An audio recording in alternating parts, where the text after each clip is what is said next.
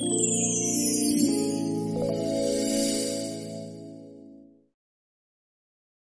ए मिलाद निमित्त शहादा शहरात पोलीस कर्मचाऱ्यांचा सत्कार व हिजामा कॅम्पचे आयोजन।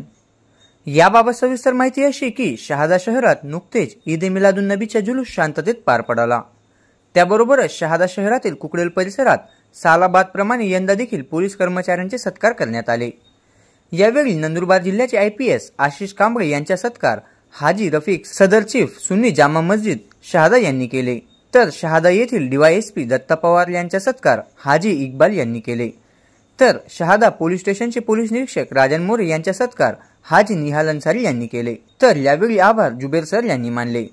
त्याबरोबरच शहादा येथे ईद ए मिलाद निमित्त मस्तान ग्रुप तर्फे हिजामा कॅम्पचे आयोजन देखील करण्यात आले होते। सदरील हिजामा कॅम्पमध्ये 200हून अधिक लोकांनी हिजामा केले। सदरील कॅम्पचे आयोजन शहादा येथील सिद्दीकी चौक गरीब नवाज कॉलनी येथे करण्यात आले होते।